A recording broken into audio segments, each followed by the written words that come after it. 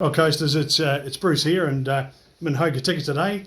Beautiful day, because it's always fine here. It's the way it goes. And I'm with Gary Jellie. Now, Gary's a incredibly well-known Westland person. He's been part of JCs. He's an electrician. He's done all sorts of things, and he's agreed to share some of his life experiences with us. Gary, first of all, thank you so much for agreeing to this. I know you probably weren't hanging out to do it, but hey, isn't it great? Yeah. What's I'd your... rather hide in the background. Oh, somewhere. stop it, stop it. Now, what's your full name? Gary John Jellie. Yeah. Gary, where were you born? Born in Hokitika. Oh, wow. Yep. In Hokitika, up the Mandel Ward, up there in the old hospital. Oh, so you're the first one I've interviewed. Yeah. That was actually of our age that was born at the hospital. Yeah. Most of them are some of them are down in Hampden Street somewhere. Yeah. Yeah, I'm pretty sure that's what it was. It happened when I, didn't know what was going on, probably. Yeah, exactly. But anyhow, that's what I thought. Understood it was anyhow. So it was that part of the hospital. So what? How old are you now? I'm 3/4 of a century. 75. Yeah. Good Nick. Thank so you. What year were you born? 45. 1945. Yeah. So right at the end of the war. That's right. Yeah. Oh, well, you wouldn't have remembered that, but you know. No. Now tell me, who are your mum and dad? Dave and Lil Jellie, and they were in the electrical business and all that sort of thing. Dad actually did his electrical apprenticeship with, I think it was Langford,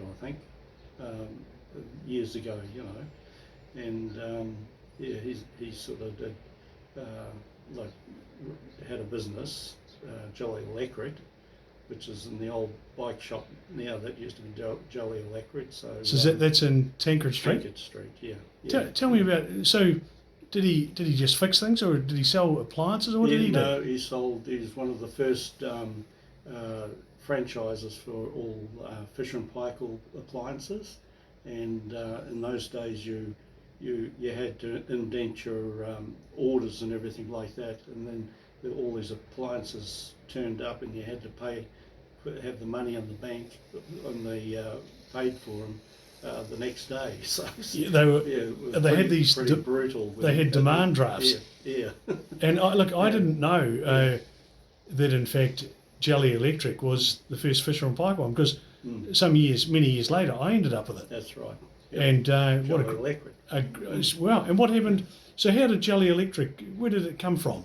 It first started out as a Jellie and Bradley, which was of the Bradley family in Hokitika, and Jim Bradley was the partner to Dad, and I think it was 1940. I think it was about 1945. Dad bought the business lock, stock and barrel, and it was retail and contracting, which they did. So, and they used to cover all the coast and fly down to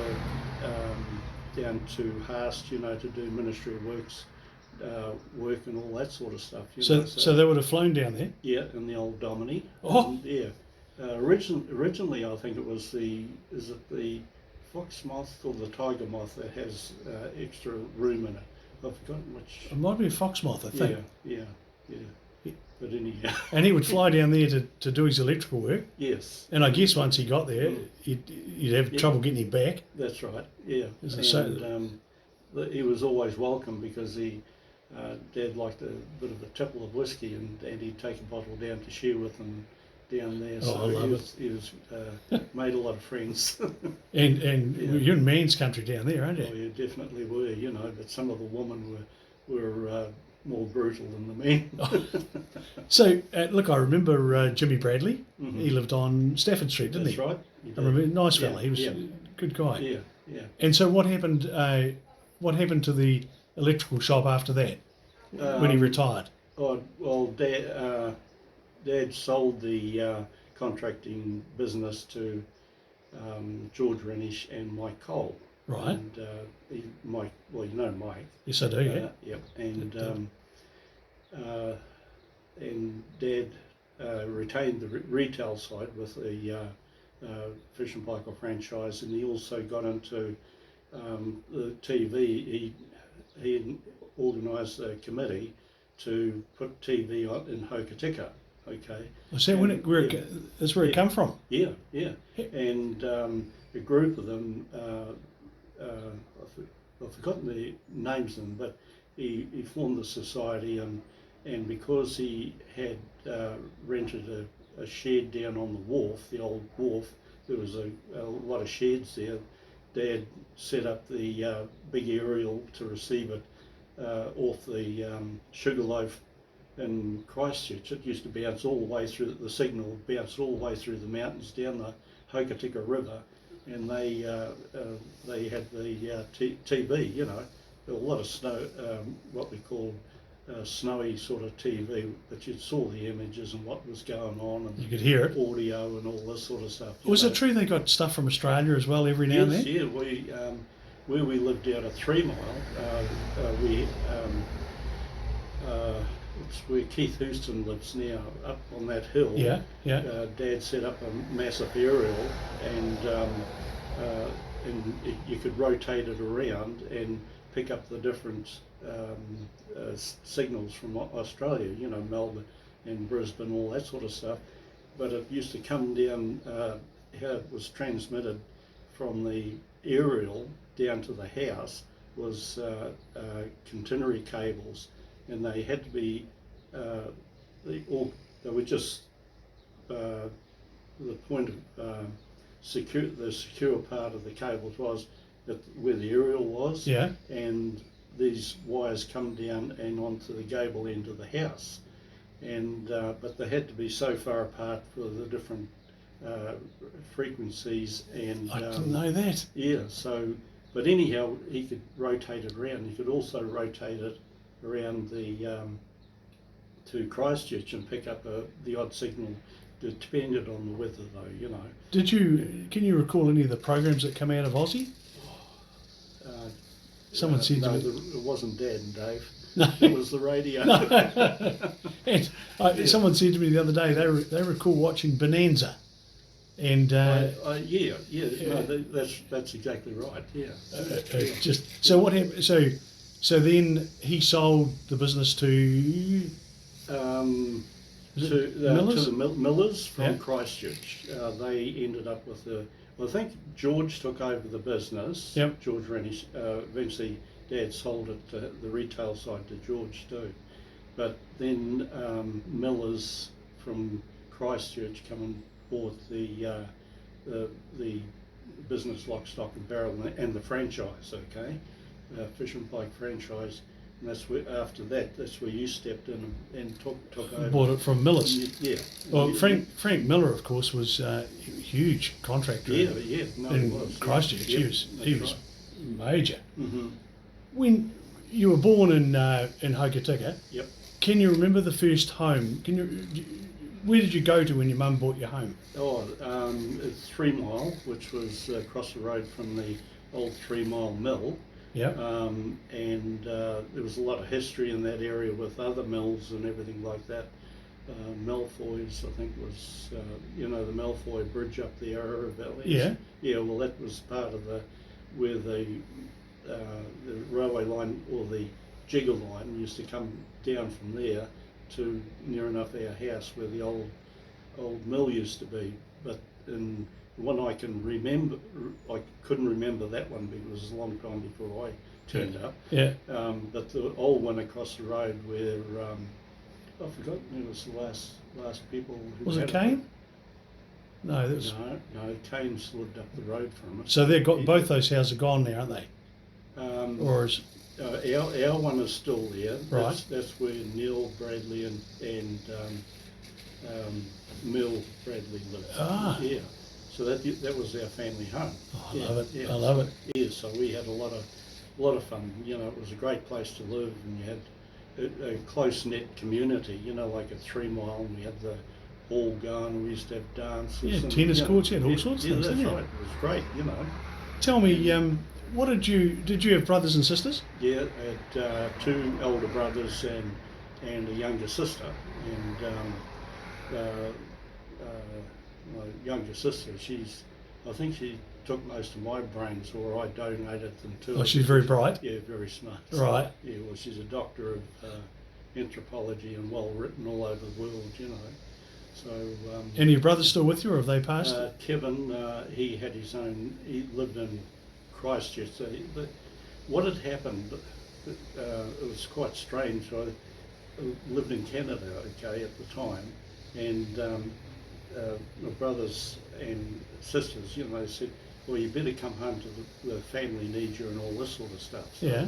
we, poor old Jean, she ended up coming home, and as soon as we arrived and settled ourselves down, the buggers take off to Christchurch and live in Christchurch. Oh, and left you to it. Yeah. Oh. Yeah, I'll never forgive them for that. Oh. Now tell me, what when you were growing up as a kid, what did you do? What did you do for fun?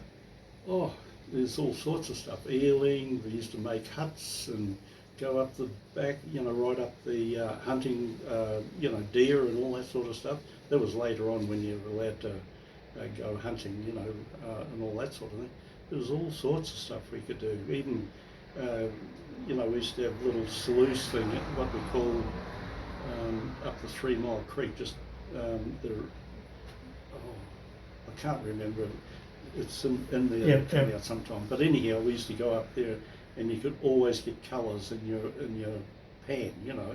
This is up Ho Creek, is it? Yeah, How Creek. Yeah. Yeah. Well, of course they're still mining there. Yeah, I know, in a big way. Yeah. I should have had that. Well, Well, because I've got all the bore logs for it, you know. And oh, so you actually knew it was gold. Yeah. It was gold there. Yeah, and another story about that is my uncle, Neville Jellie, he worked for Carpentaria, I think, you know, in the old days. Yeah. And they went and bored all that valley out. They said one of the richest holes Uncle Neville had seen was right at the end of the runway, you know, going north, basically not quite north and south, you know, of Yeah. the airport. You come down into the 3 Mile Creek, and at the end there he found was the richest bore, you know, bore that he'd ever come across. You know. Goodness me. Plus, there was they don't know if it was natural gas or swamp gas that was coming out of the damn the borehole, you know, and they could you know, put a match to it and plenty of And gas. it would ignite. Yeah, exactly. Yeah. So where did you shoot your first deer? Actually down Paringa. Yeah.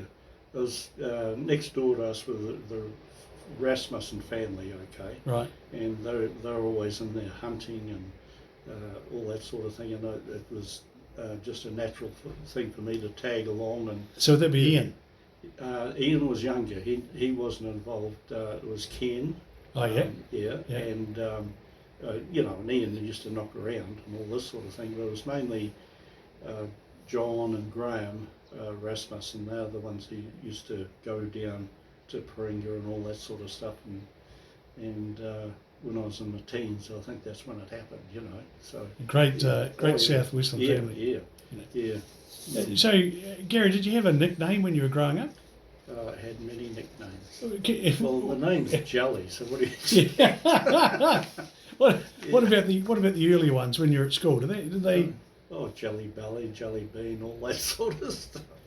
But yeah, no, it was quite common to call us something else. But Yeah. but whereabouts did you attend primary school? St Mary's down here. The primary is part of the school is still there. There used to be the convent across the road. Yeah. And unfortunately that's gone. You know, it's great bit of you know, especially the chapel was a great bit of architecture. You know, The thing was beautiful, and Yeah. I remember that was it someone come from Fiji or somewhere and bought it and Yeah. dismantled it. yeah. Was it Burgess or Yeah. a name like that? I don't know. I wasn't here at the time. I was doing my big thing overseas. Oh, you should have seen the timber inside. It was yeah, just. yeah, it was beautiful. It was just yeah, stunning. Yeah. Were you a book reader? No, I couldn't read. Yeah. Oh, I had problems reading. right. Yeah. No, I had a struggle reading, but anyhow, to straighten that out, Mum and Dad sent me to St. Bede's, you know, for secondary school and all that sort of thing. Yeah. I shouldn't say I couldn't bloody read, but Yeah. but that side of learning was pretty hard for me. I was sort of nuts and bolts person, you know, make anything, tear it apart, rebuild it, whichever, you know, was no problem at all, you know. And that was always part of my life was fixing things, you know. My dad went building and fixing. My dad went to St. Bede's. Good training ground for anybody. Yeah. You know. Well, it was, yeah. It did me good, you know, sort of brought me out of my shell and all this sort of thing, and taught me how to play better rugby and all that sort of stuff. And yeah, So did you attend high school at St. Bede's? Yeah, boarding. Yeah, boarding over there. I used to call it Borstal, but of course, boarding. Goes without saying. So you played sport. You're pretty good at footy by the sound of it. Yeah, no, I did my thing on that. You know, I was always proud of some achievements and all that sort of stuff. So what other sports did you play? I liked the squash. I was right into squash. You know, it wasn't over here. It was mainly I used to go down here and play the odd game and all that sort of thing. But it mainly sort of developed over when I went overseas and ended up in Canada, and that's where we sort of got into the squash in a big way. Wow. Yeah. Were you pretty good? I reckon I was. Yeah, I just played for the pleasure of it. You know, it was competitive. Yeah. But I just played for the pleasure of it. I wasn't worried about, you know, climbing a ladder or anything like that. Sometimes I'd make the effort, but I just enjoyed the game and the people who played it. You know. I interviewed Graham East recently, and part of that interview was all about how they raised the money to build the squash courts. Yeah. And what a and you're involved. What a great adventure. Yeah. Well, I sort of helped out there a bit too. You know, with the. And I think George Renish, I think he did the wiring and all that sort of stuff. Yeah. And I was actually doing my, my apprenticeship was with the NZED, you know, like at Addington. Yeah.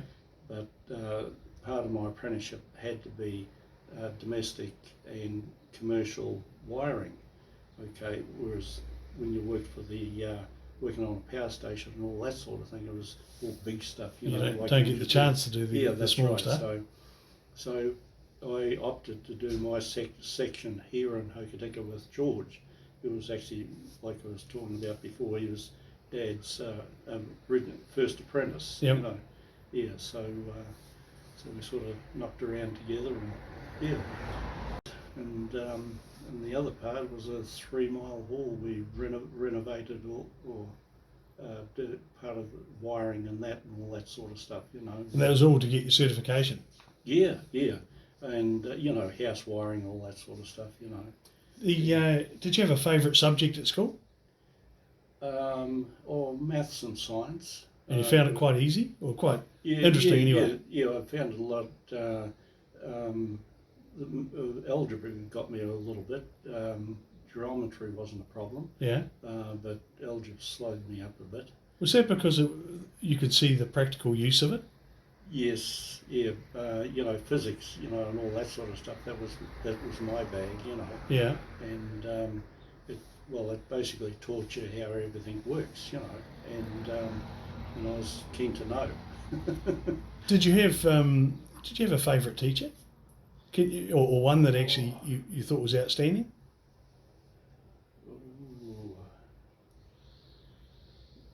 Not. I think down at when I was at the primary school, there was a couple of nuns there that they were really, really nice. You know, they were better than average. Yeah. Yeah. And I didn't get into too much trouble. Only when I was doing my piano lessons and wasn't doing it properly or something. You got it across the knuckles? Yeah, that's I right. love it. yeah, right on the edge with the rule. It wasn't just flat.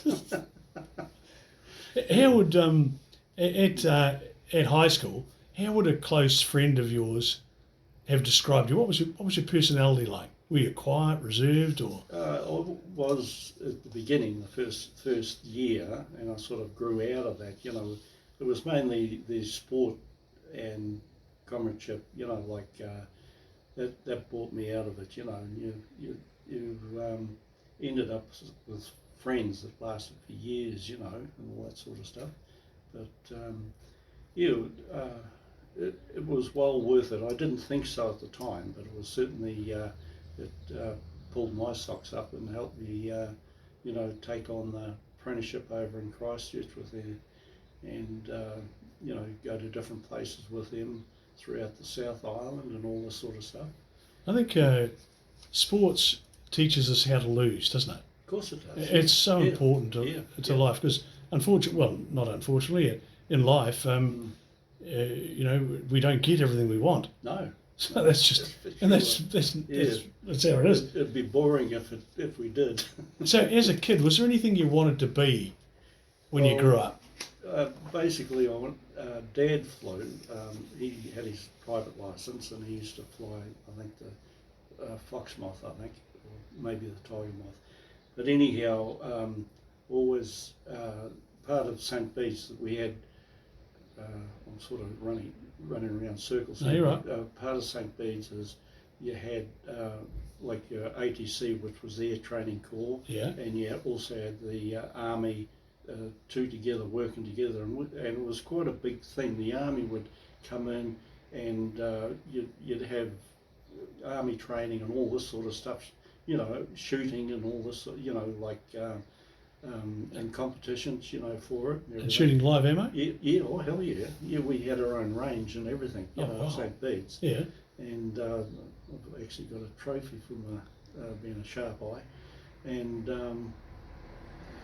but anyhow, the ATC side of it, I enjoyed that, you know, because it was to do with flying and the chance of going into the Air Force, you know. And that was my plan all the way through, and I sort of worked myself up through the ranks of the running platoons, and then the squadron and all that sort of stuff, you know. So did you get to fly?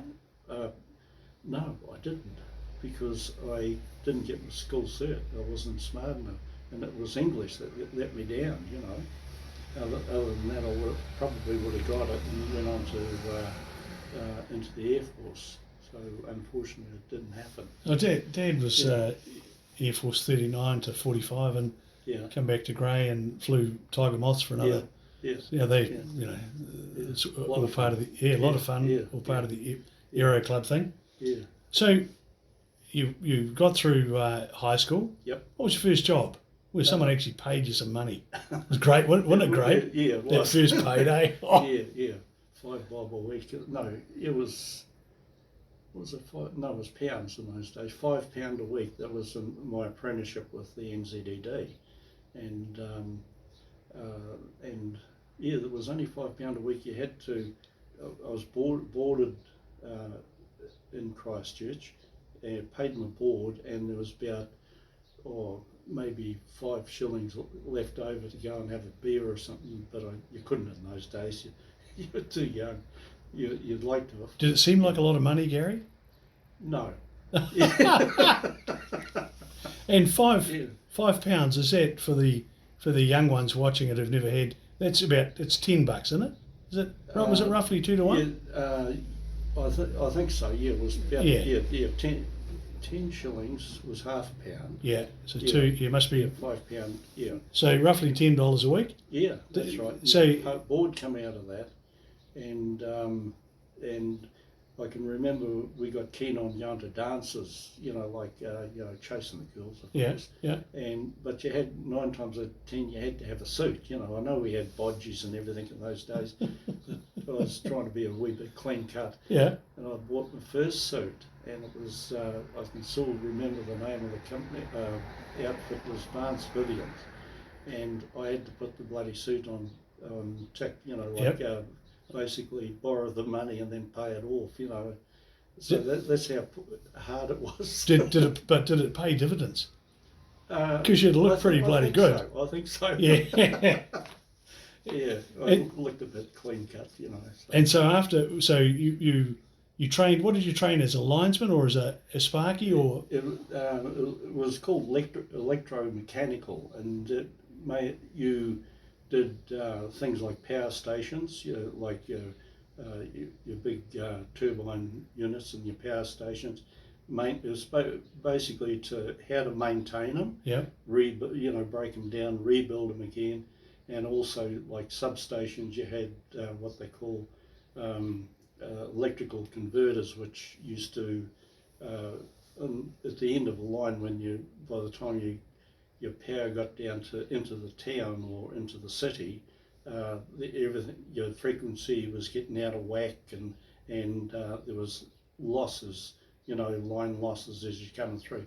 So they go through a rotary inverter, and that'd bring all the specs back up, like that would fire up all your transmissions lines, and So would that be back up to specs. would there have been stuff like that at 3 Mile? A 3 Mile? Yeah, I worked on those. Okay. Yeah, and the big transformers and the switch yard and everything like that.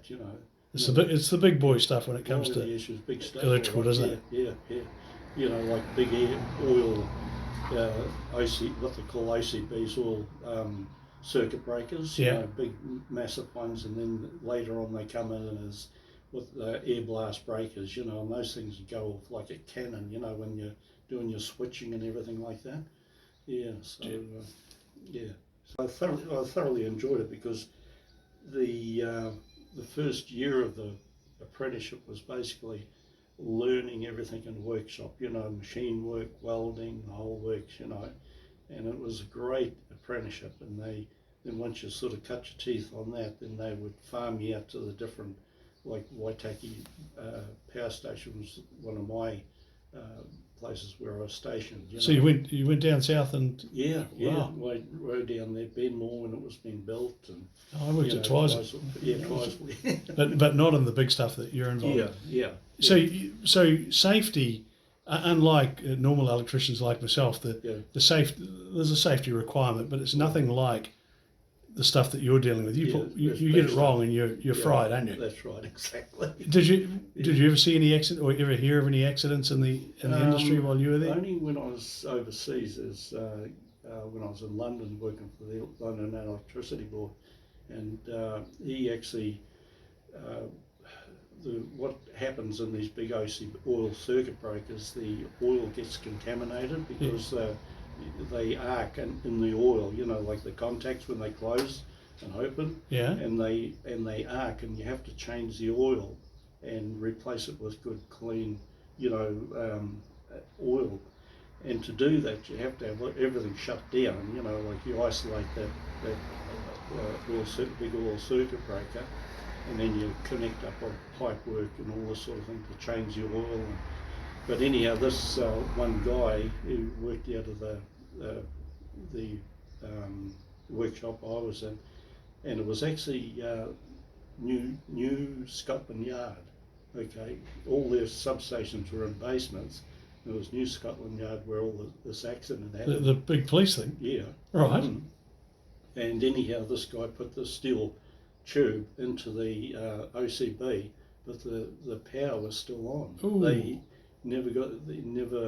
He misunderstood the permitting. You had to get a permit to actually work on something, and engineers were the ones to okay that, and that was safe to work on. They'd make sure that the earthing cables were on, everything in place, like that, And this poor bugger, he put this thing and just blew up all over him, and he ended up with massive burns. He couldn't even close his eyes, But he still worked. He still, I would have been maybe 2 years after that happened. That's when I first met him, in the place where I was working. And he survived.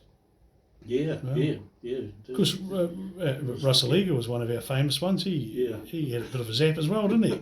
Oh, Russell, have a pole somewhere. Yeah. So where did you go from? Russell used to just put his thumb to check if the power was on. Put his thumb up in the lamp holder. It's going. He's like, he was great fun. Yeah. So with NZED, did you go anywhere from after NZED? Or you were... that's when I went overseas. Okay. I went to London first and worked for the London Electricity Board, and that was a great job. It took me into, it was in the Westminster area, and it took you into the Ministry of Defence, even Buckingham Palace. At the back of Buckingham Palace, we used to maintain the all the switchgear and that in there. Geez, that must have been interesting. Oh, it was. I used to, where a workshop was just a stone throw from where all the guard change would happen every day, and I could sit there and watch it every day. Wow. And everybody was paying for it and I wasn't. So Changing of the guard. So you're pretty well travelled, aren't you? Oh, yeah, done a bit. Yeah. Yeah. So anywhere else apart from London? We ended up, wife and I got married in London, and we ended up working in Bletchley for a private company for a while, and that was quite interesting. It sort of took me into Europe, going to get machinery over in Europe, bringing it back into Britain, and reassembling it and putting it and modifying it to British standards, and be about every 3 or 4 months I'd be doing a trip to Hamburg or Bremen or something like that. Oh, so you have been around, haven't you? Yeah. Highly skilled position. So yeah. Now what made you come home? Was family, but there was a lot. I went away for 18 months, and it took me 15 years to come back.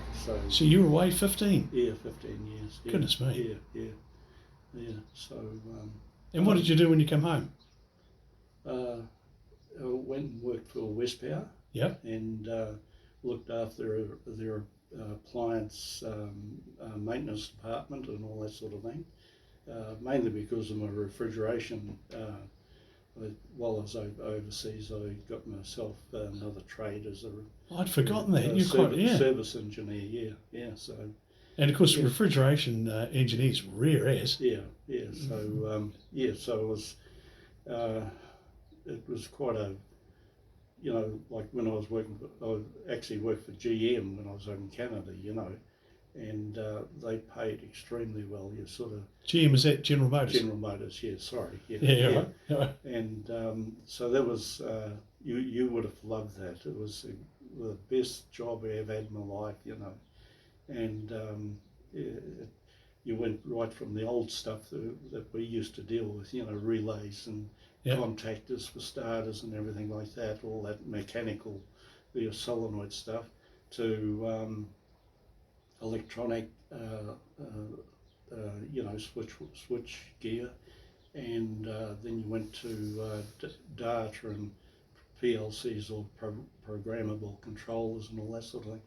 And we were all, GM would train you as you're upgrading all the way through, And I would have been one of the only, the first New Zealanders to actually use the internet, because all our courses at GM were with the Montreal University, and that the only way you could, they were the only ones who were using the internet in those days. And it was the courses that we did, and the electrical side of things was all handled by Montreal University via internet. Goodness me. Yeah. Oh, I could never, the electronics, I could never get my head around it. Yeah. I gave up on it. It did get a wee bit complicated, but once if they trained you right, you'd find it a lot easier to understand,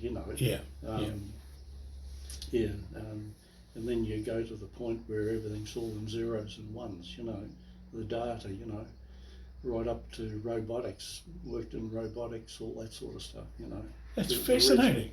We used to have two robots, conveyors feeding, conveyor belt feeding castings, or they had castings on it, and we had these two one-arm robots, or multi-linkage, and we called them Mork and Mindy.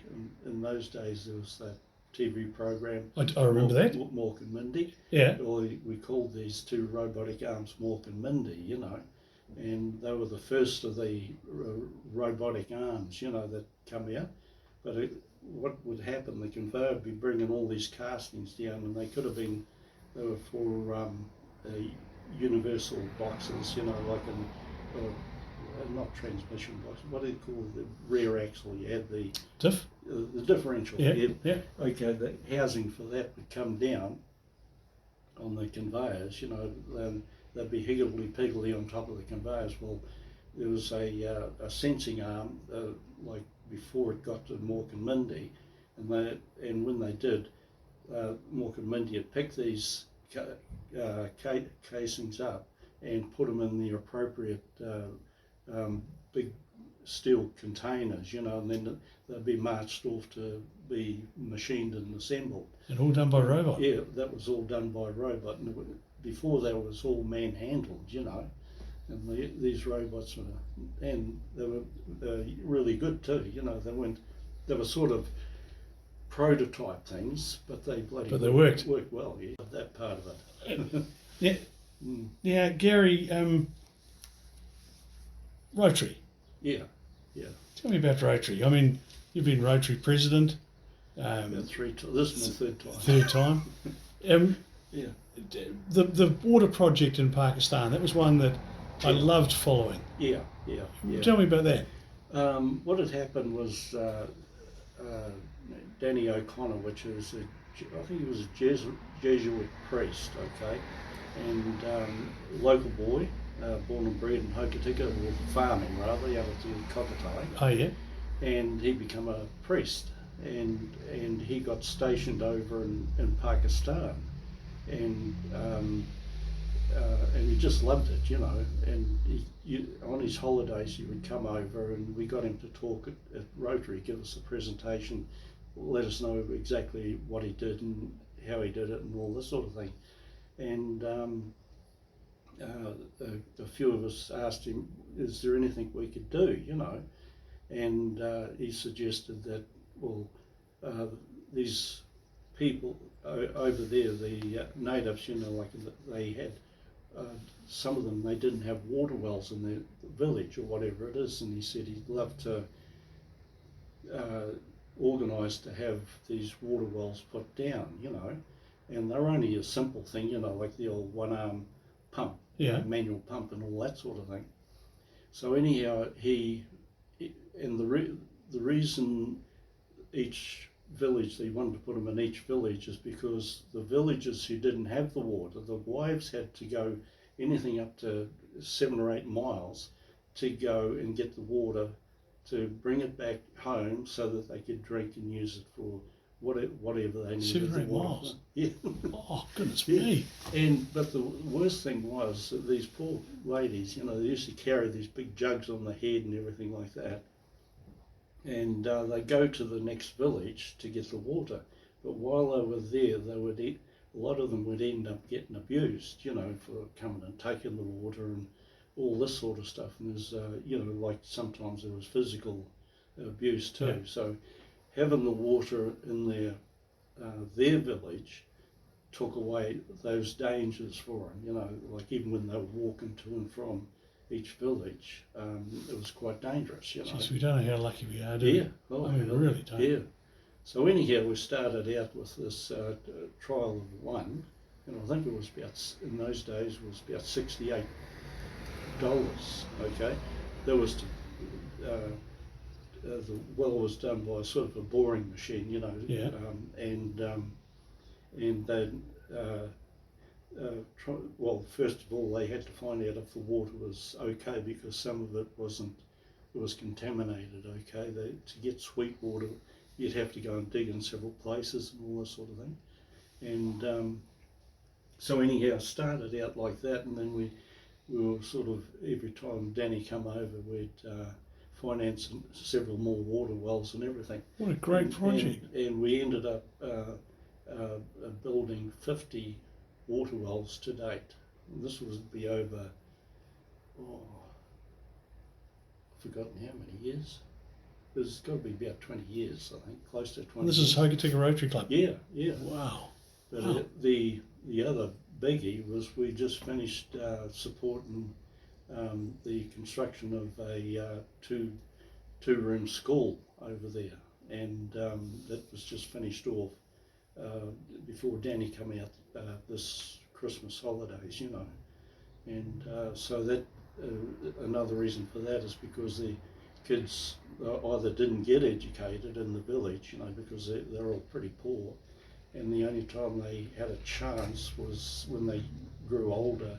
They'd have to go to the city for secondary sort of education, you know. Must give you a lot of personal satisfaction. Oh, it does, yeah. You know, I mean, you sort of, yeah, especially when you see the smiles on their faces when they first pump the water, you know, and see it happening on their back door, you know. So, that's, I mean, we live in paradise, don't we? Oh, I mean, that's the exactly reality. right. What about the information kiosks? Yeah, They've been you know, I often see you working away out there. Scratching away. Yeah, the kiosks are one of our main revenue sources. We've got a lot of kind businesses in town that use a kiosk for advertising, and we get what we're rewarded for the use of the kiosk, you know. And sometimes it's had a real unfortunately, a real hammering. God. Hammering. It's a mouthful, isn't it? And over COVID times, you know, like a lot of the businesses, their fund, you know, the extra funds they use for supporting us is basically dried up, you know. Oh, it's tight out there. Yeah, so it's much tighter. Yeah. And so, but anyhow, we've got to keep them going. It's part of one of our revenues, you know. So, which is where we get some money from, you know, to do these things like in Pakistan. But we also cover a lot of stuff in you know, locally, you know, sending people away on, or young people away on courses, you know, for, you know, business and, you know, well, how would you say, you know, self-improvement programs, all that sort of stuff. And you back people like Charlotte Lucas and you know, all sorts of things. Well, that's right. You know, there's even the Godfreys and, you know, like in the cycling. We were just talking the other day, I won't mention any names, his daughter was very bright, but they didn't have the means to send her to university. Yeah. And so anyhow, we supported a lot of her education, and now she's in Wellington as one of the, you know, like a scientist. She's a scientist. I've forgotten what it's for, but she's well thought of, put it that way, you know. That's And we're in the process of doing another young lady in Ross, and she's down at Otago University down there, and we're helping her through too, you know. So got to give them a leg up sometimes. Oh, I think you do a wonderful job. Yeah. And of course, the master barbecue team, Barry Pearson and Bernie Preston and yourself, renowned throughout the district. Thanks, Bruce. It's my pleasure. And Wild Foods, moonshine. Yeah, the old moonshine. It's still going. We're still hopefully going to be there this year. I just hope COVID doesn't cause a put problem. a spanner in the works. Yeah. Look, it's interesting when I go through all the photos for Wild Foods. Yeah. There's always you guys. Yeah. The moonshine's. I don't know whether it's been there since day one. But it has. Is it? Yeah, I'm pretty sure it has. Either the day one or day two. One of the two. Yeah. It's just brilliant. Yeah. Yeah. Now, Gary, we were talking about Father Dan and the water systems water pumps going into Pakistan. Just expand a bit on the school. That really fascinates me. Yeah. Well, the school come at a later date, and it actually what they wanted was a school for the locals, because the children in the local villages and all that sort of thing, if they wanted good education, they had to go to the cities for it. So, and there were very, very few villages that had schools, you know. Are there many? We're talking mini villages, is it? I would say be heaps. You know, like this is, you know, massive population in her country. Oh, of course. Yeah. And but anyhow, it was suggested we consider, helping to build the school. So we managed to get funds, a reasonable amount of funds. I don't want to give a price, but but anyhow, and we provided those funds to build the school. But anyhow, the funds we had to put on hold within a diocese over in Pakistan, and they held the funds for us until the school was, all the paperwork was done and the ownership of the land and everything was done. That took about 5 years.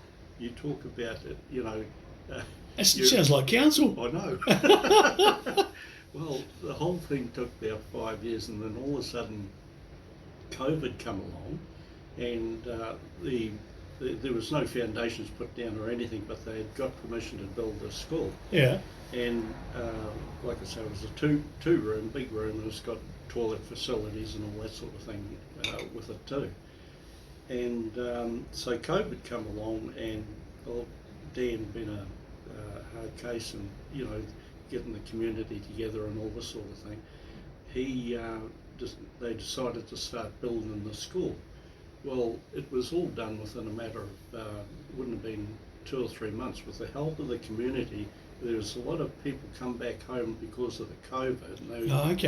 And so they would, tradespeople and all that sort of thing. So they were all banded in, and in the end, it was they built the whole school for about $16,000. And what's it? Is that like one room, or is it what? Two big rooms. Two big classrooms. Yeah, two big classrooms, and the facility. Yeah, it's how they do things over there is just amazing. And old Dan is there with the bloody shovel and everything like that. Dan wouldn't get a resource consent here for 16 grand. No. He wouldn't turn a bit of dirt over. That's for real. Yeah, but the biggest thing over there is ownership of land. Is who owns it and all this sort of stuff. Yeah. And then they have to go through the compliance, or resource consent to build, But luckily that was all in place at the beginning of last year, about this time last year, So they ended up with a brand new school. Yeah. That's fantastic. What other projects or people have you had along to Rotary? I know over the years I've been along a couple of times as a guest speaker. Have you had you had Charlotte Lucas? Who else have you had? Because you've had a lot of people there. Yeah. Well, the other thing was Hayden Godfrey. He went through for a gold medal. We supported him with the help of the bike shop. Nelson Bradley. And he's a coast boy, isn't he? Yeah, of course Hayden he is. was. Yeah. Actually, the Jellies and Bradleys have got a long-term relationship, if you know what I mean, from the Yarra Valley and all that sort of thing. So, but anyhow, Nelson was a real supporter of anybody to do with cycling. Yep. And he was one of the biggest finances for Charlotte, I think, and we just put our pennies worth in too. So very successful. And going back to the Godfreys, that was very successful. There was the young lady who throws a javelin. It was supported her. Yeah, I know. Yep. Robinson. Yeah, that's right. Yeah, that's right. Yeah, she got another name though, I think, hadn't she?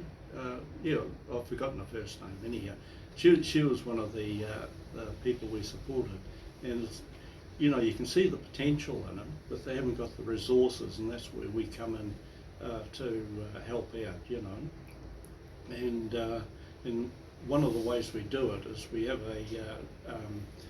a project called Lend a Hand, and it's the Trustpower Rotary Lend a Hand project, and the 3 West Coast clubs are involved in it.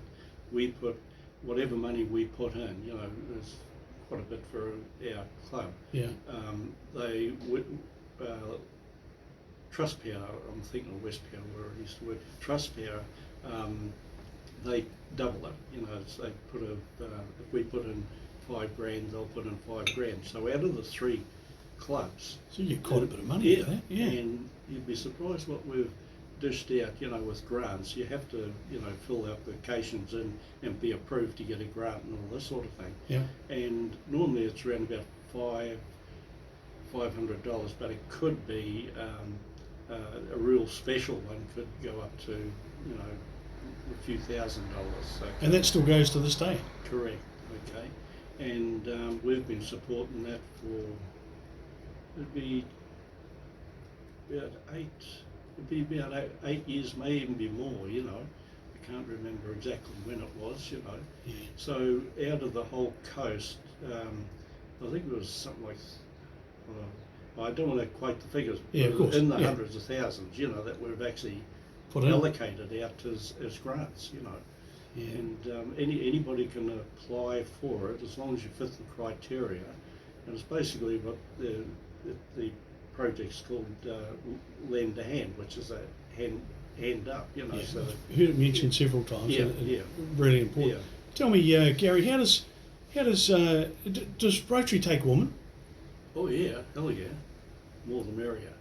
And They're they in the old days they sort of they were pretty staunch and all this sort of thing. But Yeah. we've sort of the new blood comes in and the woman are more than welcome. so how does one join the Rotary Club? Basically, you don't need to. You could ask to be invited, and you get invited, and all Yeah. that sort of thing. And you just go through.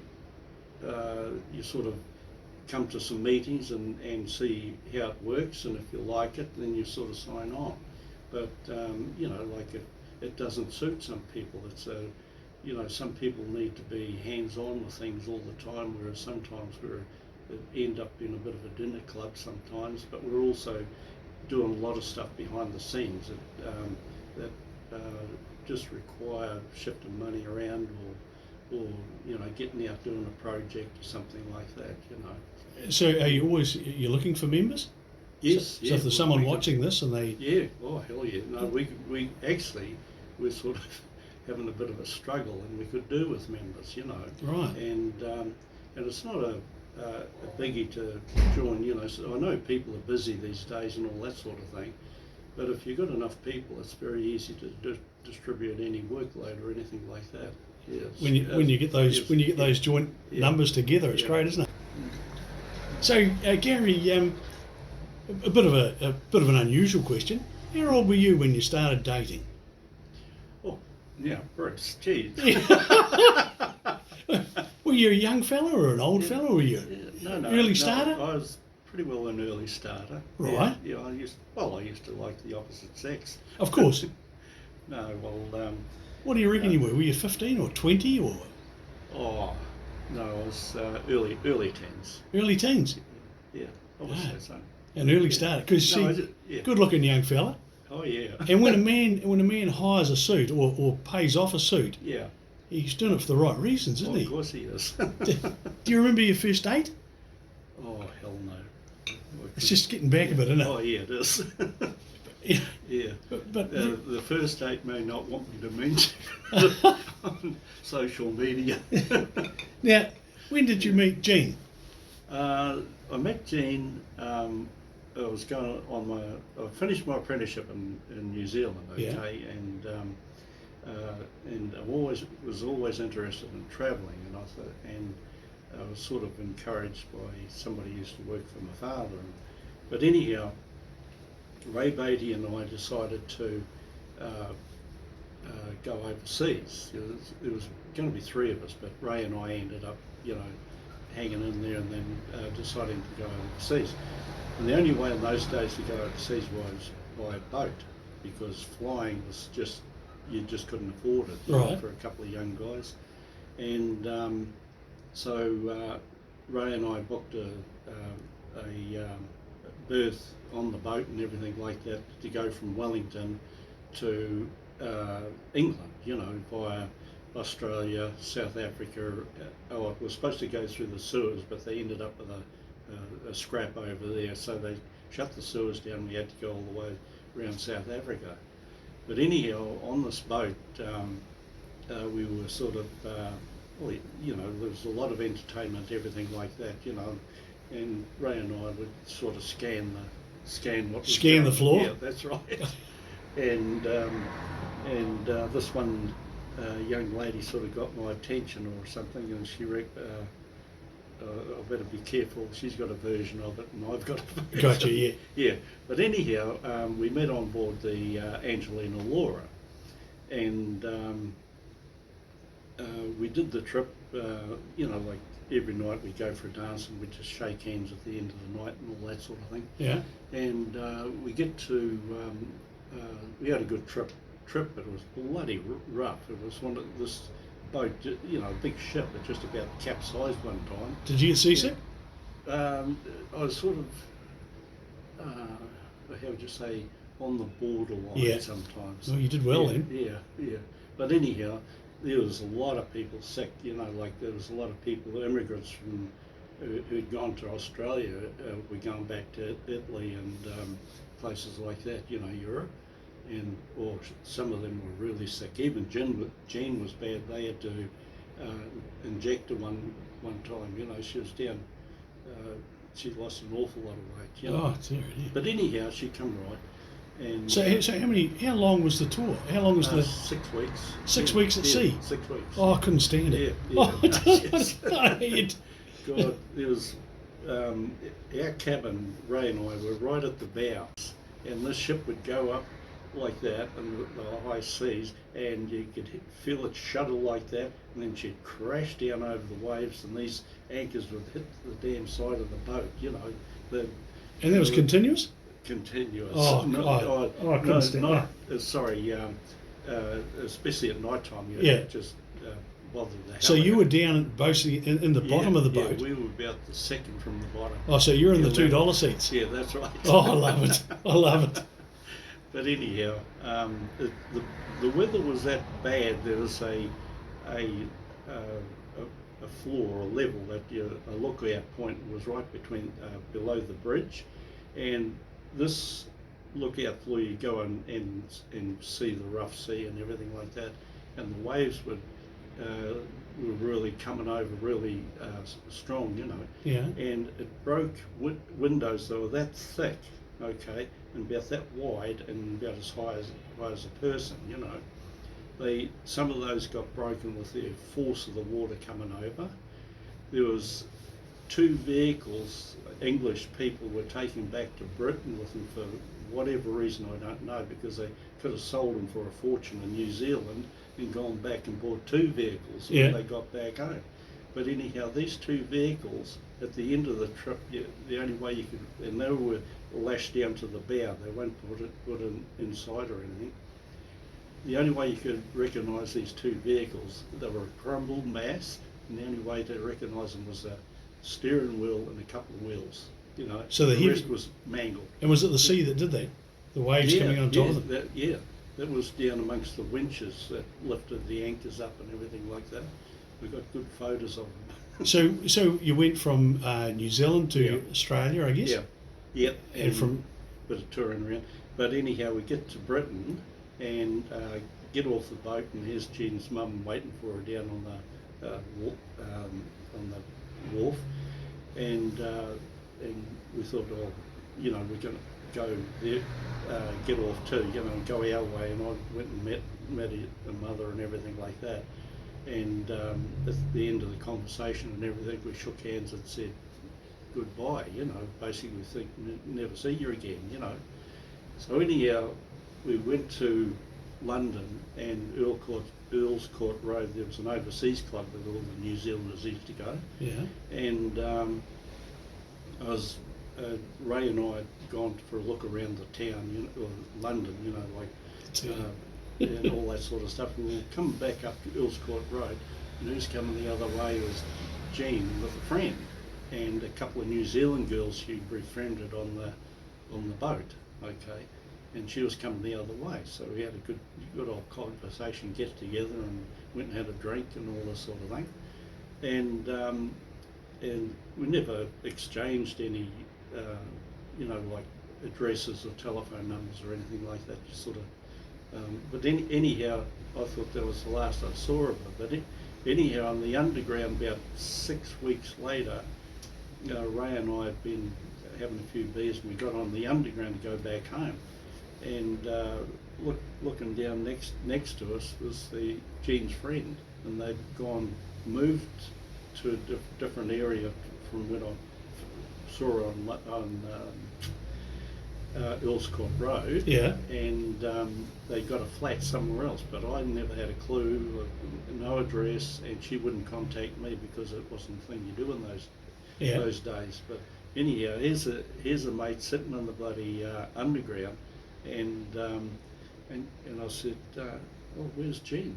She gave us all the details, and so rung up, and that was it. What a great story! What a great! It's meant to be. Yeah, because I mean, there's a number of coincidences in there, isn't there? Well, you got about 8 million people in London at the time. It would be, Yeah. So I think that was my lotto. that was the big lotto win. Yeah, I think so. Do you remember your first kind of date with Jean? Yes. I actually got the photo there just about. It was in Victoria Square, and Cockney Pride. The Cockney Pride was in the basement. They had a big bar and all that sort of thing, and we used to frequent there quite reasonably. It was just a great bar, you know.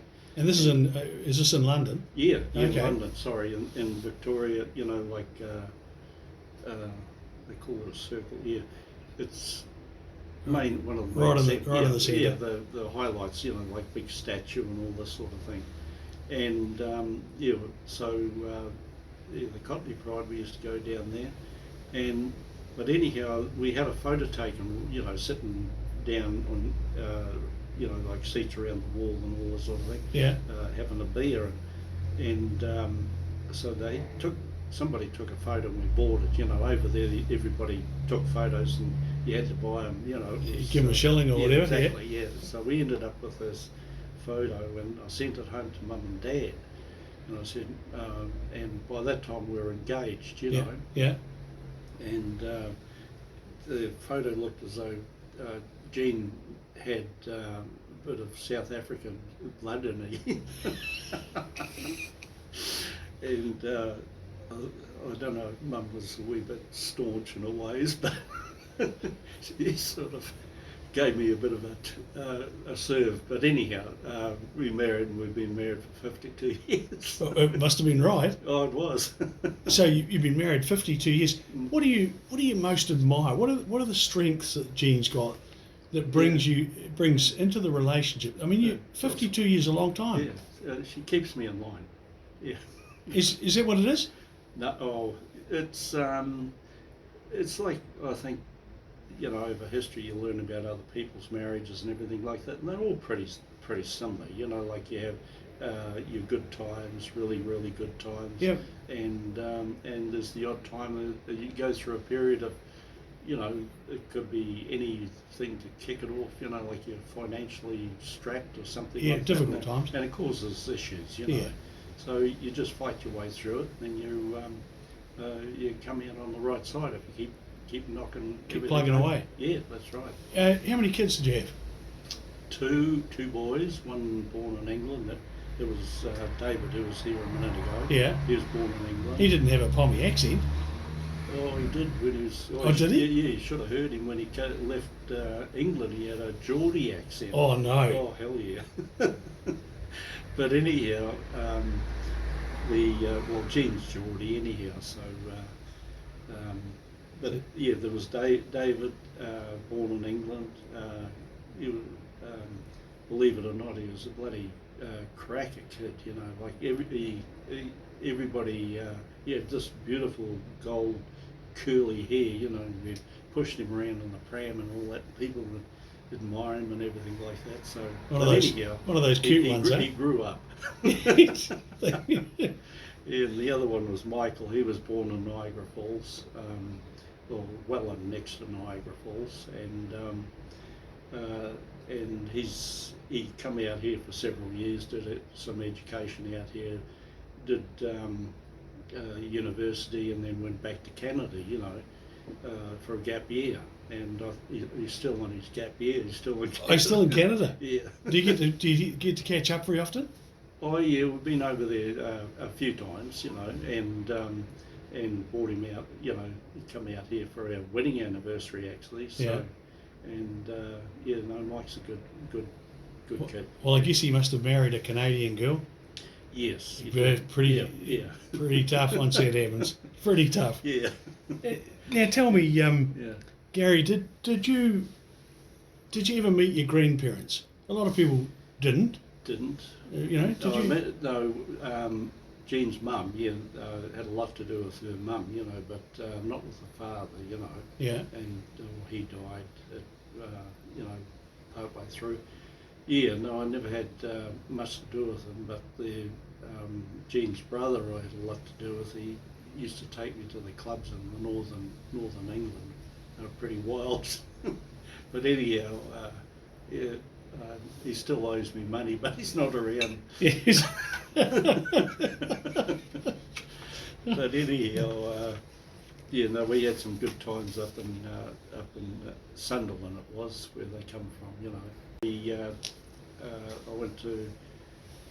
I had to leave England. I had a 2-year visa, work visa. Okay, I ended up having the 2 years there, but the company I was working for didn't want me to leave, and they put in a good word for me, so I squeezed another year out. Okay. Oh, okay. And the time was coming up and everything, and I knew I was going to have to do something drastic, and I needed the money to move on. Either come back to New Zealand or and to be quite honest, I wasn't quite ready to come back. Yep.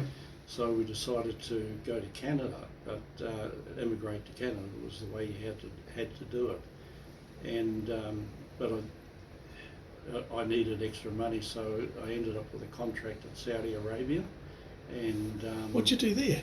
it was mainly refrigeration. What had happened was on an Air Force base in Durham, and the massive Air Force base, and they used to have Lightning aircraft, the British fighter plane. Yeah. Or they go like a cut cat, But anyhow, we were on the Air Force base. We had to upgrade all the air conditioning and heat. You didn't need any heat there, but it was mainly air conditioning and Keeping the temperature down. chillers, and any facilities had to have big air conditioning units, high tonnage, what they call tonnage. And a group of us were sent out with a company called Wimpy's. It wasn't the ice cream company. Right. But anyhow, went out there and we upgraded all these refrigeration units, and also installed new ones too. There was a bit of it was quite an unusual job, because the companies originally engineered it. They had everything. Their specs were way too low to actually be effective over there, so they had to increase the specs and and upgrade all the equipment, so they could so it handle actually the worked. loading. Yeah. Was the stories that I heard as a younger person was that people who went there earned a lot more money than we earn in New Zealand. Certainly did. Was it like that? Oh hell yeah. And it was sort of, I think, an influence from the Americans, because Aramco, which is the Arabian and American oil company, were based in Durham. Okay, we had a lot to do with them. They had, and when the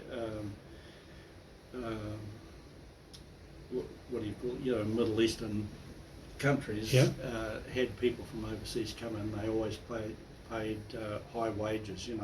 I would have been getting, for what I got in working in England, my wages would have been 4 to 5 times higher, the salary. Jeez, why did you leave? Hey? Why did you leave? That's incredible. I know. no. And so that would, I guess, that would have helped set you up for the next move to Canada. That was the idea. That was once the contract was over, then, and I got our immigration papers and everything sorted out, and then it got us through to Canada. Because Canada's not easy to get into, is it? No. You had to have your.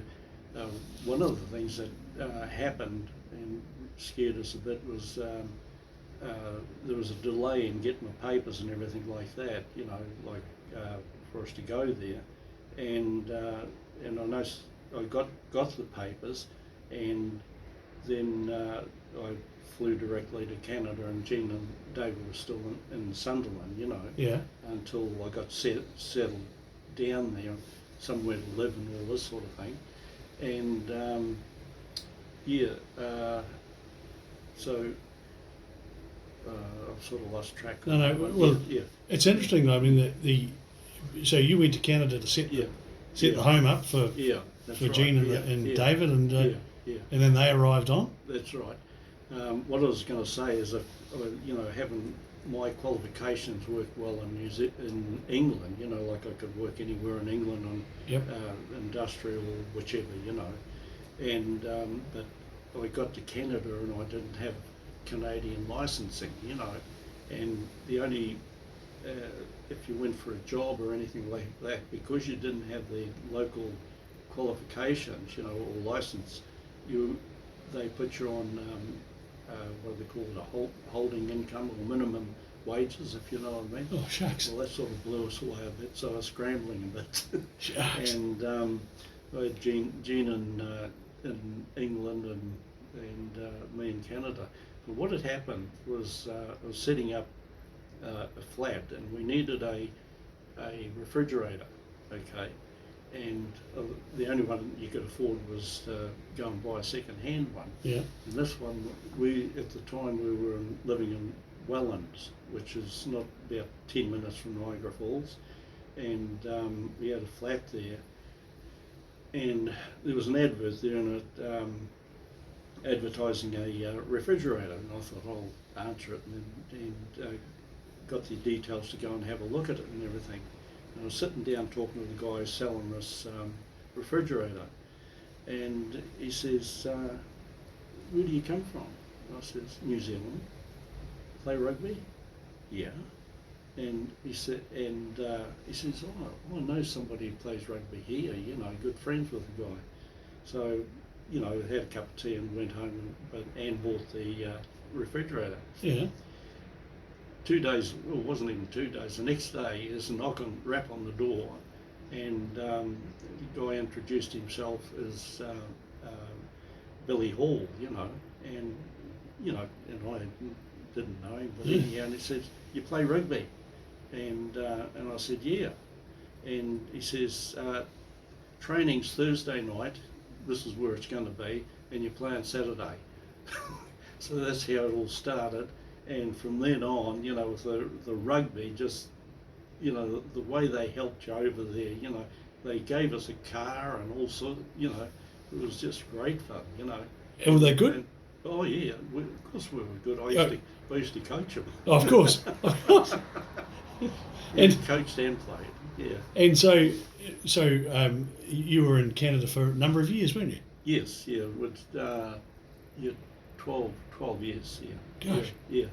So most of my time was working at General Motors, and that was great. I think I mentioned that earlier. Yeah. And I started working with a big foundry. It was called Atlas Steels. They did specialised steels, like stainless steel, all that sort of stuff. And there are other type of steels they used, so it was a massive big foundry in Welland, and everything, big cranes, gantry cranes and everything like that. And the electricians to work on the gantry crane, they did the mechanics and everything like that, and like changing big steel wheels, and all that sort of thing. So the Sparkies did all that? Yeah, we had to change all the hoist ropes, like the cabling and all that sort of, the hoist cable. Yeah. And there was, taking an old one off and putting a new one on. It was amazing how it was done, you know. And but anyhow, I worked with them, and the thing was, I'd previously put an application in for General Motors, which they weren't taking on any staff at the time. Okay, so I went and worked with that for Steels, which was great experience, and I got the job because of a rugby player. Yeah, gotcha. Old Billy was there. Yeah. He sorted it out for us. Yeah. So I ended up working with them for 3 months, and in the meantime, General Motors got in touch with us, and so I went for an interview and all that sort of thing. There's the engineer who was interviewing us for the job, and I think I was there for about 3/4 of an hour to an hour. Never talked about the job at all. All footy? Yeah. And I was talking about it, and I was thinking, God, this job's, I'm not going to get this job. He hasn't even asked me a question about, any electrical experience or anything like that. Yeah. And it was all rugby. And anyhow, I go home and I thought to myself, that was a waste of bloody time. But 2 days later, got this,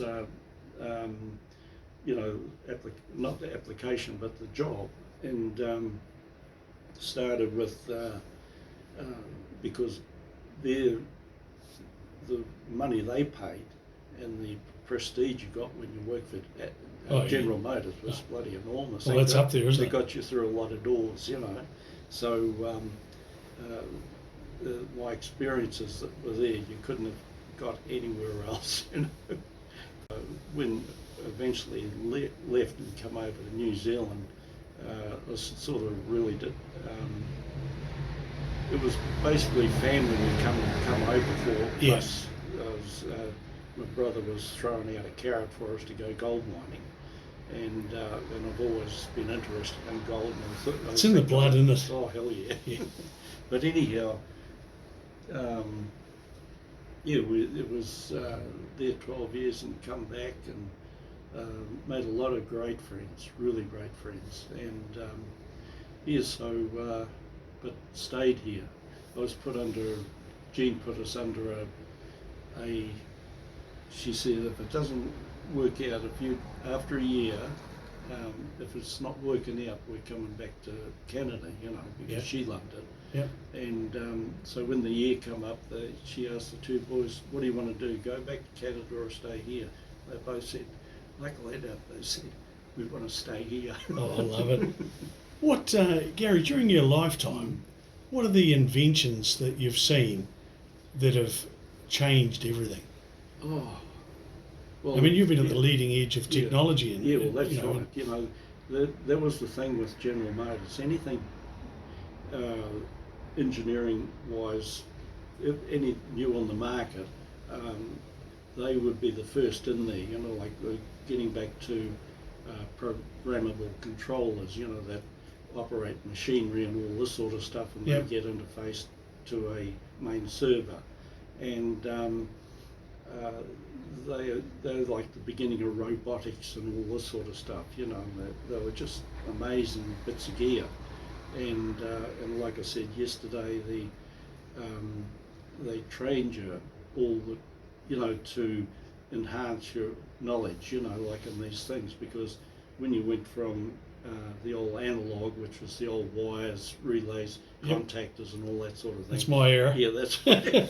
And then you ended up with electronic control, which was you had fewer you had plenty of starting contactors and all that sort of thing, but it was the control work with the electronics and how that was used. There was all sorts of reed switches, sensors, different type sensors, all that sort of stuff. So you got boned up on that, and then it come along from electronic to data, which was the PLC controllers and everything like that, and they were just amazing, And so I thoroughly enjoyed it, And there's times, like I was originally taken on to commission a foundry. It was the most modern foundry in the world at the time, and when we were commissioning it, it was Australia, GM Australia were over there, viewing it and getting information on it too, because they wanted to build a similar operation. Everything was solid state in it, and we had the foundry had what they call blast furnaces. They were fed by air and gas and all this sort of thing. That would melt your molten turn your molten metal so that you could pour it into moulds, I guess. There was all sorts of stuff, crankcases and, like the main blocks, what they call the block for the V8 engine and all that sort of thing. And, but anyhow, this new modern foundry was all operated from a control room. There was nobody in the cranes or anything like that to the gantry cranes to feed the furnaces and all this sort of thing. So I guess it was a leader in the world in many ways. Oh, hell yeah. Yeah. No, the Chinese were interested in everything, General Electric, yeah. Well, hell yeah. They were right into it. But anyhow, there were 4 furnaces. One was always, they rotated, and there was always one under maintenance all the time. Yeah. They changed what they call the refractory in the furnace, and they had this massive electric coil that went around them, okay, and they were all operated by no moving parts, but it was all CRC controls, electronic, and they would be able to ramp the energy level up and down, depend on how much when they got the molten metal, like to melt it and everything like that. And these furnaces, each power supply for a furnace was 15 megawatts of power, okay? So when they turned on, your lights went out, and they had 3 going all the time, and each one was 60 tonne an hour they could produce each one. 15. Okay. How big Dillmanstown? 6? Yeah. Oh, and so they're 15. Yeah. And there's 3 of them. The whole West Coast power supply in those days was 16 megawatts. That was all of the West Coast. Yeah. Okay. This one furnace was 15 megawatts. What was your first car? Were you a car man? Oh yeah. No, it was here. It was a Morris 1100. A good wee car too. Yeah. And the only way I could get it was luckily my uncle had overseas funds. In those days, you needed a certain amount of overseas funds to purchase a vehicle, brand new vehicle. So luckily he had some overseas funds, British pounds. Yeah. So I was able to sort of, Dad organised it anyhow. Manoeuvre through the system. Exactly. So that's how I ended up with the new Morris. And who would have supplied that? Would that have come from Thomas Brothers? Thomas Brothers. Yep. Yeah. So Dick and the team would have looked after right. you. Exactly. Yeah. And so were you always a mini type 1100 type man? Pretty well, but that all changed when we, like I say, went to Canada. You had the big vehicles, all that sort of thing. Yeah. Yeah. Would you mind if I take that? Yeah. Yeah. So we had extra money, like because of worked long hours and always big money and all that sort of stuff, and so we're actually building up a home, everything like that. So we got into working for GM. We could get these new vehicles, which they'd these upper staff or the administration would what they call mile out a brand new vehicle, and then they'd put it on the put it out there so that guys like myself, in the trades could buy them at a far lower rate or less cost. And so I put my name down for a Chevy Silverado with all bells and whistles and everything like that, and big 4-wheel drive, and so I ended up getting a new one of those through GM. But and Jean ended up with a Camaro Z28. Oh no! Yeah, and I tell you what, she was. You were worried about putting your foot on the accelerator. Oh, what a machine! Yeah, I know. When Jean was driving it, you could see her eyes glaze over. Yeah, yeah. Oh, the Yeah. beautiful machine. Yeah. So, but What about you know, you look at back when you were a kid, you were a kid growing up, and mm, you had it 3 Mile there, and you look at the kids today. mhm. Do you see major differences, or do you know would it be easier to be a kid when you were a kid? Oh, much easier. There's too many things today occupy, like with the kids today, like, too many traps, if you know what I mean. Yeah. Whereas in our day, everything was simple. Like it was either black or white, or and it wasn't as complex as what it is today.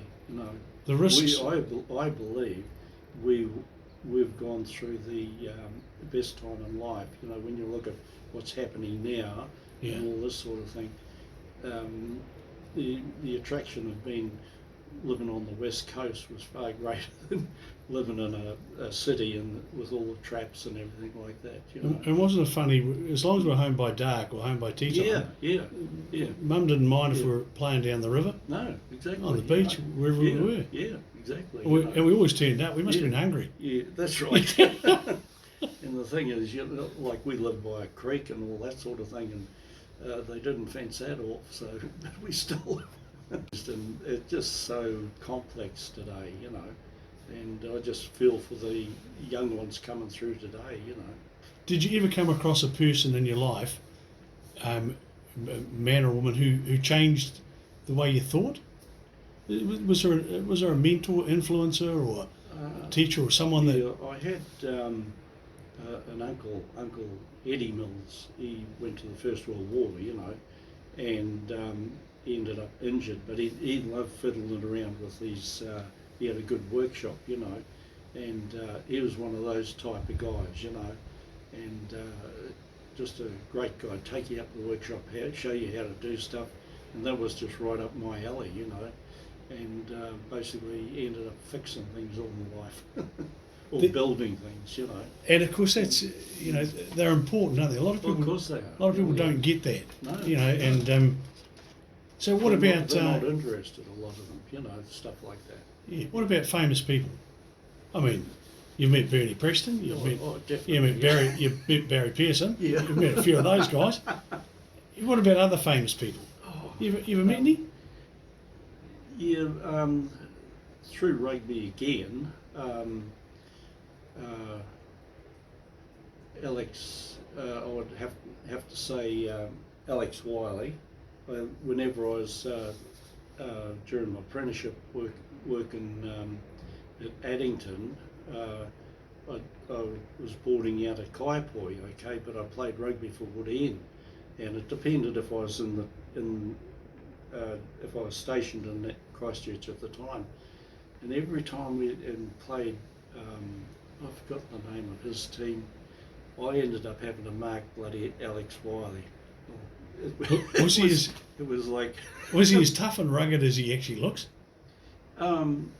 He was the only one that's ever given me, flicked me off the, like how we used to bump off somebody coming in for a tackle, fend off for a tackle, and I just hit the dirt, and I think I took off about a ton of dirt. And I always prided myself in tackling. So he was obviously a pretty capable sort of a critter. Yeah, but anyhow, I actually took his place one year in the what they call the country Colts. It was under 20, I think it was under 21 at the time. Right. Country Colts, and he, but the thing ended up playing on Hagley Park, was it one Hagley, of those? No, the big park. Yep. That's no longer the I know you mean. Been bowled over. Yeah. But anyhow, I was lucky enough to sort of be with the country Colts and play there, but I took Alex Wiley's place in that team, and so the game happened and everything like that, and and next thing, it was right at the end of the year anyhow, and the next thing I find out is Alex Wiley's back home and he's got his position back again. And what had happened, he was away with the Junior All Blacks playing. That's the only that's the reason I got his place. And that'd be Athletic Park, is it? No. No. Leicester. Is it Leicester Park? Oh, I know that. Okay, Yeah. Big. I know the one you mean. Yeah. We're getting old. Yeah, of course. that's just part of it. Yeah. Yeah. Look, you've Lancaster Park, absolutely. Now, you've travelled a lot. Mm-hmm. Compared with most people, there's no doubt about that. Yeah. Is there a place you've been to that you felt truly at peace and thought, this is just beautiful? Mm-hmm. Was there a place like that? Oh, there's quite a few places really. I think what.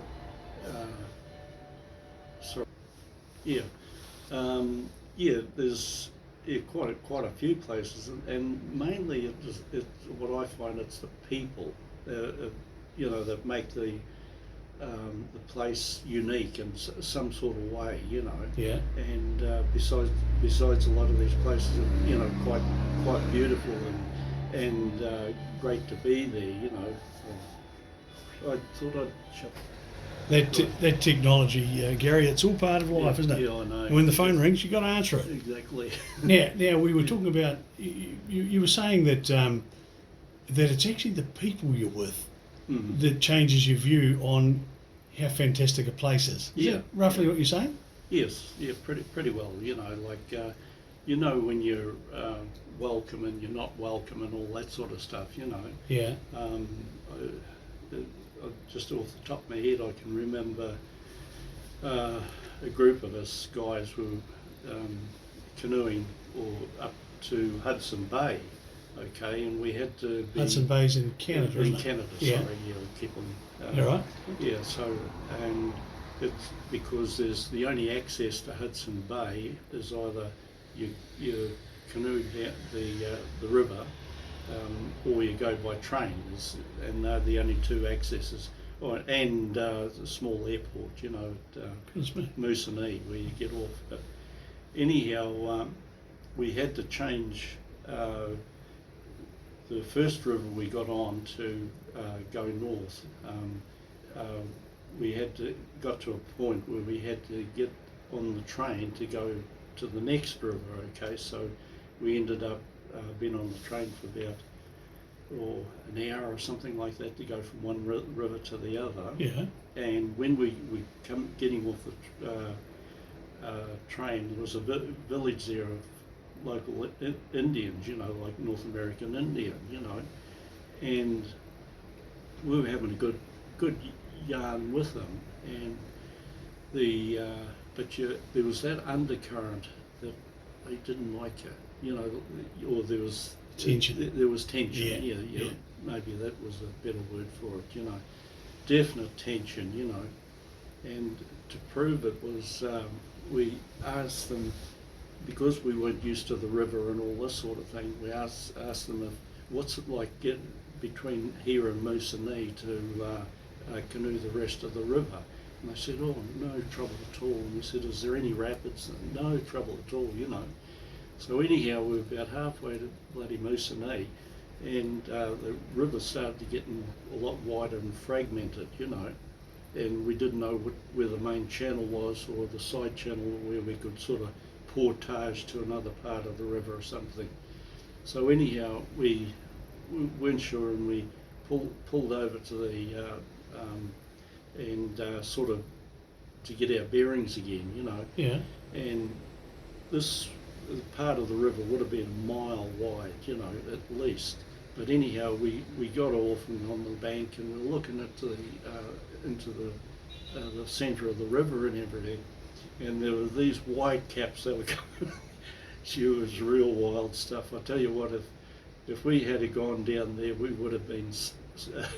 Were you in canoes or kayaks? We were canoes. Oh, you in canoes? Oh, yeah, no. Big Canadian freighter, to carry all the gear and another support crew. You were pretty lucky then by the sound of it. Bloody hell. We had But anyhow, we made it to Moosonee and had a look around.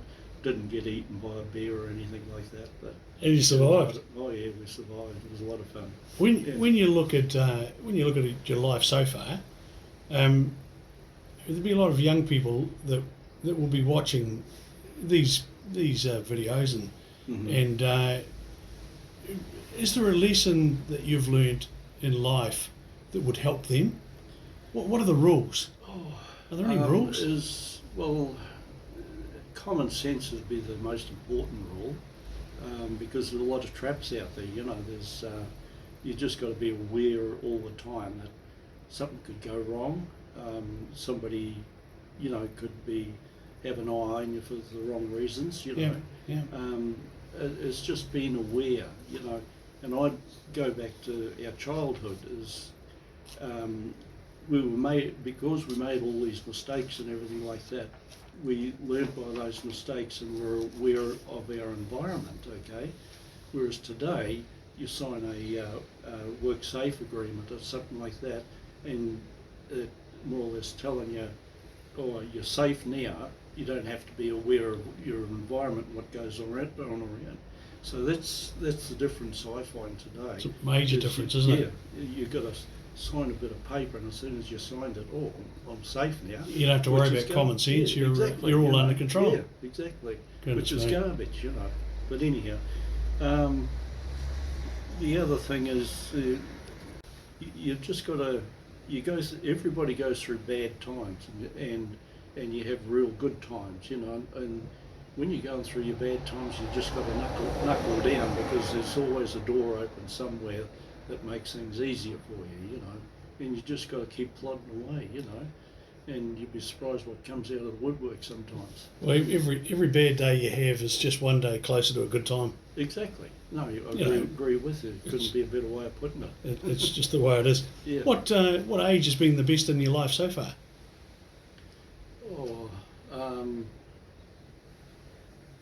Right from when I was a kid, maybe not going to high school. No, that was good for me too. That was a good learning curve. I would say doing my apprenticeship, you know, going around like you weren't always in one place in the South Island, you know, with the NZED, you were always farmed out. It was normally a 6 to 9 months sort of slot, where every time, and you were sent off to do another sort of party or program, learning curve, you know, and all that sort of stuff, you know. So you good, and of course you'd be fit. You'd be you know, looking for adventure. Oh yeah, which would be fantastic. And like I got interested in hunting, you know, because of the Razzies next door. They couldn't help it. And old Keith, not Keith Gilbertson, he used to live down the road here. Keith Tomlinson. Tomlinson. Yeah. He used to take us out quite a bit. God, trying to keep up with him, it was like not unlike Ian Rasmussen. That's right. I was Ian was part of it too. Look, Ian passed away in recent times, but right. I was in Haast and we were having a look at a cycle track, and there was a lookout point in behind the township of Haast. It was straight up, it was muddy, and I said to Ian, because there was a group of 4 of us, I said, you being an old fella, you may as well stay down the bottom here, and I'll go up the top and have a look, eh? And I was kind of just pulling his leg. Yeah. And he said, I'll meet you at the top. Yeah. I tell you what, Gary, when I got to the top, he nearly had to carry me down. Yeah. He was a fit fella. Oh yeah, that's right. Yeah. No, he's a good guy, Ian. He's sort of, we all had a lot of fun. You know, there was part of it out there, either, you know, had so many different things to do. You know, like we'd make our own, whatever you wanted to do. You know, your own enjoyment. You mentioned a bit of gold mining there before, and I know Milne was right into gold. Yeah. Very knowledgeable on because the Fergusons and all. That's right. Yeah. All very knowledgeable people. Looks like it's really making a major comeback. Yeah, it is. It is. I'll tell you what, I wouldn't mind being involved, but I was, how would you say, after my experience in gold mining, I had a bad and good experience in it, you know. Join the yeah, crew. Yeah, Look, yeah. that's the way it is with gold. I mean, Yeah. gold, you're either creaming it, Yeah. or you're going quietly That's broke right. at the, Yeah. you know, and it's Yeah. and it's just doesn't take wonderful when long. you're making a buck. Yeah. Um, Yeah. and the gold, of course, when the gold's there and you're doing well, Yeah. you never ever think that over there it's going to stop. That's right. And yeah. so no, that's Yeah. that's quite Yeah. it's very Yeah. common. Yeah. And yet, what we're seeing now, if you know, you look at the Remu Flats Yep. now, 1860s they were being mined and tunnelled. Mm-hmm. Jeff and Goliath in right. say 84, Yep. digging That's right. down. That's right. You won't believe it. Now they're going below That's right. to the Brighton lead, Yeah. and they're doing all right. Yeah, of course they are. That's Yeah. exciting. Yeah. And you'd be like me. You'd know a number of places where I could, you know, I could get out there with a That's right. digger and you know keep. Yeah. But there's Yeah. a time when you don't do that That's sort of thing. right. Yeah, and the wife sort of reminds you. Of course. Yeah, not to be so silly. Yeah. Well, you know, It's all right if you got good ground. You know, like if you know you got good ground, and there's always a lot of history. You know, Yep. one of the things I found mining is if you come across old workings, that's where the gold was. You know, like tunnelling or anything like that. I'm talking about just tunnels or Yeah. shafts, not workings like they've already gone through with a dredge or anything like that. If it's virgin ground, you can bloody well. You make good money. Yeah, you know you're into it. You know. And some of those valleys up, Capitia Creek, Yeah. Yeah. Red Jacks, That's right. Snowy River. Yep. Yeah. I mean, I had a wonderful run at Lake Oenthi. Yep. You did. You know, you did too. I had a wonderful run. Everybody thought there was no gold there. Yeah. You know, Duffers. It was called Duffers Creek coming down to where your gold mine was. Yeah. And I can remember when I come back from Canada, and I was, you know, sort of encouraged to get involved in gold. And I went up to down Ross Way to Duffers Creek. Yeah. And I went right up it with a pan, and I could not find a piece of gold. Once you know. went above the bridge, there's nothing Yeah, there. yeah, that's right. It was just nothing. And down below, Yeah. the grades were low, and Yeah. but the piece Wasn't- I found, I was broke when I went down there, Mm-hmm. and I had quite a big liability to Yeah. the Bank of New Zealand at the time, Yeah. and coming after the share market crash. Yeah. So and went in there, and the first day of mining with a 4-foot land-based screen, Mhm. about 58 ounces, Yeah. and it was all the size. It was Yeah. nuggets the size of I your know, thumb. I know. It was unbelievable, Yeah. and it's fair to say that it saved my bacon there Yeah. and Yeah. but also when it ran out, Yep, it just stopped, that's right. Mm-hmm. and Yeah. it was another good lesson. Mm. But fortunately Yeah. at that stage I walked away. Yeah, that's right. I didn't want to. Yeah. Oh, no. I didn't want to. Well, gold mine's just like it's all to do with timing, and you know, like when Millen and I got partnered up, our timing was very poor. It was right at the top of the market, you know, with and the prices were starting to drop off. Okay. Can you remember what the price was? We got to 750 once, 750 an ounce, in No, about we were- 87. We were getting down to 300, I think. I remember that. Yeah, we were getting down. That's And Mission that was Impossible, the isn't time, it? Yeah, and when you're heavily indebted, Yep. you got to have so many ounces a day to keep the doors open. You know, Yeah, no. it's like owning a business down in town and nobody comes into your shop. You know, no customers. Fox and Friends at the Yeah, present time with exactly, international tourism. Yeah. And those things happen. That's bad luck and bad timing. Well, look, you can't plan for the price of gold. No. Now, here we are now. We're nearly $3,000 an ounce, Yeah, exactly. You know, which is incredible. Yeah, like you say, it'd be nice to be mining now. Yeah. Yeah, I think so. Yeah. I think so. But I'm happy to watch as well now. Yes, same here. Yeah. And I'm sure Jenny at home she would agree with Yeah. the sentiment. Yeah, well, my one too. She if I went anywhere near it, is instant divorce. Yeah, that's it. I know. Oh, that's why we learn things. Yeah. Well, look, Gary, we're kind of at the end of this wee chat, and I really want to thank you for sharing just a small part of your story with fellow coasters, and to all of those that are watching this series is spread over actually 9 weeks. It starts in February. When it's finished, you'll be able to go onto our YouTube channel, click in Gary Jellie, a coaster, and you'll find the whole thing. Yeah, yeah. And Gary, I'll drop you off a memory stick Yep. with a full interview in it for you and your family. Thank you. And once again, on behalf of all the coasters that will be watching this, thank you so much. It's been a pleasure. I just hope I haven't bored anybody. Oh no, I could go for another hour. Yeah. I mean, this is great. Yeah, yeah. But really appreciate it, and look forward to catching up in the future. Yeah. Thank you very much, Bruce.